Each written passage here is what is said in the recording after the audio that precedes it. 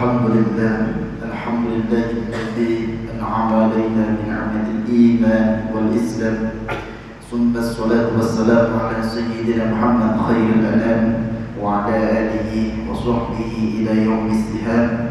أما بعد، ربي زدنا علما وارزقنا الرحمة آمين يا رب العالمين.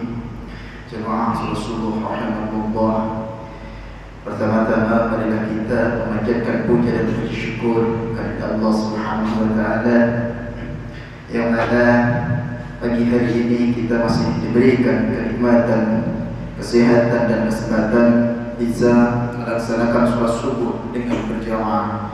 Shalawat dan salam senantiasa tercurahkan kepada suri tauladan kita Nabi Muhammad sallallahu alaihi wasallam beserta keluarga, sahabat dan para pengikutnya ila yaumil qiyamah. Amin ya rabbal alamin. Jemaah salat subuh rahimakumullah.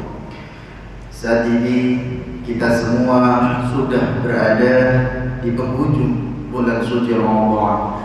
Itu artinya sebentar lagi bulan yang penuh berkah dan ampunan ini akan segera meninggalkan kita semua. Mungkin bulan Ramadan tahun depan datang kembali, tapi entah kita semua masih ada atau bisa mencapai bulan tersebut, atau justru malah kematian sudah mendahului kita. Oleh karenanya, marilah kita sejenak untuk mengevaluasi perihal ibadah yang kita lakukan selama 1 bulan di bulan suci Ramadan ini.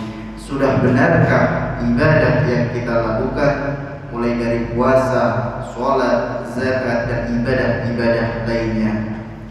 Pada dasarnya kita semua diwajibkan oleh Allah Subhanahu wa taala untuk berpuasa selama 1 bulan, bukan dengan tujuan untuk lapar, dahaga dan merasakan kesukaran saja, akan tetapi di balik semua itu terdapat hikmah yang amat begitu banyak. Hikmah yang pertama yaitu agar dengan berpuasa kita semua bisa menjadi hamba yang bertakwa kepada Allah Subhanahu wa taala. Sebagaimana tujuan pokok diwajibkannya puasa kepada orang-orang yang beriman, yaitu agar mereka menjadi hamba yang bertakwa. Sebagaimana dijelaskan dalam Al-Quran surah Al-Baqarah ayat 183, yaitu wahai orang-orang yang beriman, diwajibkan atas kamu berpuasa sebagaimana diwajibkan atas orang-orang sebelum kamu agar kamu bertakwa. Ayat di atas merupakan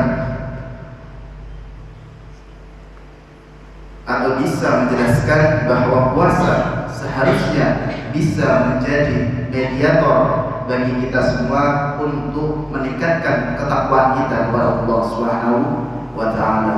Dengan berpuasa, seseorang sudah berkomitmen menyempurnakan ketakwaannya, sebagaimana definisi dari takwa itu sendiri, yaitu mengerjakan semua perintah Allah Subhanahu wa taala dan menjauhi seluruh larangan-larangannya.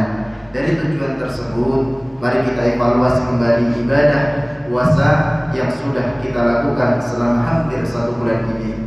Apakah sudah menjadikan kita menjadi seorang hamba yang benar-benar bertakwa kepada Allah? Sudahkah puasa menjadikan kita menjadi hamba yang benar-benar semangat dalam meningkatkan ibadah dan ketaatan kepada Allah Subhanahu wa taala?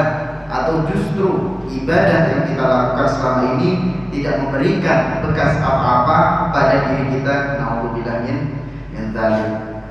Cara yang paling gampang untuk mengetahui ibadah puasa kita diterima atau tidak oleh Allah Subhanahu wa taala adalah dengan melihat semangat dan konsisten kita untuk terus beribadah setelah bulan suci Ramadan. Jika terus semangat, menunjukkan bahwa ibadah yang kita lakukan selama 1 bulan di bulan suci Ramadan menjadi ibadah yang diterima oleh Allah Subhanahu wa taala. Jika sebaliknya tidak semangat, menunjukkan bahwa ibadah yang kita selama ini kita kerjakan hampir 1 bulan di bulan suci Ramadan ditolak oleh Allah Subhanahu wa taala. Sebagaimana dikatakan oleh Imam Ibnu Rajab dalam kitabnya At-Ta'if Lataiful Ma'arif, yaitu dia mengatakan alamatu qabulit ta'ah an tusala bi ta'atin ba'daha wa alamatu waddiha an tusala bi ma'siyatin ma ahsanal hasanah ba'dal hasanati wa aqbaha sayyiati ba'dal hasanat. Artinya, tanda-tanda diterimanya ketaatan adalah dengan konsisten terus beribadah setelahnya, dan tanda-tanda ditolaknya ketaatan adalah dengan melakukan kemaksiatan setelahnya.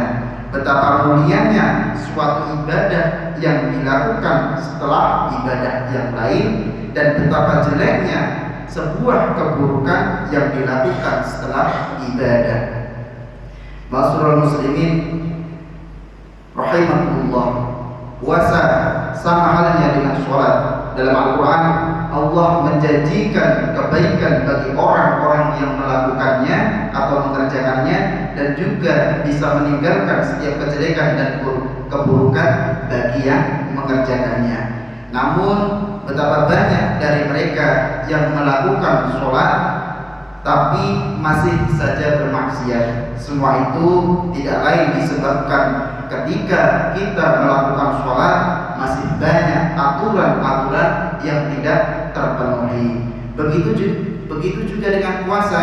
Jika puasa kita lakukan selama ini tidak bisa meninggalkan atau tidak bisa meningkatkan imunitas ketakwaan kita kepada Allah Subhanahu wa taala, menunjukkan bahwa puasa ada yang kita jalani selama hampir 1 bulan ini ada yang salah, ada yang kurang baik, dan ada hal yang membuatnya tidak bisa meningkatkan ketakwaan kita kepada Allah Subhanahu wa taala. Salah satu perbuatan yang bisa merusak terhadap ibadah puasa yaitu adalah dengan berbicara bohong, berkata bohong, dan membicarakan keburukan orang lain, sebagaimana yang ditegaskan oleh baginda Nabi dalam salah satu hadisnya, yaitu as-shaumu junnatun man lam yahribuha bima yuhribuha ya Rasulullah, qala bikadzbin aw bisabbabin aw biridatin aw namimah. Puasa adalah benteng selama engkau tidak membakarnya. Kemudian para sahabat bertanya, dengan apa bisa membakarnya wahai Rasulullah? Nabi menjawab, dengan berkata bohong, dengan berkata kotor, membicarakan keburukan orang lain, dan adu domba. Hadis yang diriwayatkan oleh Imam Nasai. Dengan berpijak pada hadis ini bisa kita koreksi kembali, sudahkah kita meninggalkan perbuatan-perbuatan yang bisa merusak pahala puasa selama 1 bulan ini? Jika sudah, mari kita bersyukur kepada Allah yang telah memberikan kita pertolongan agar tidak terjerumus kepada kesalahan-kesalahan tersebut.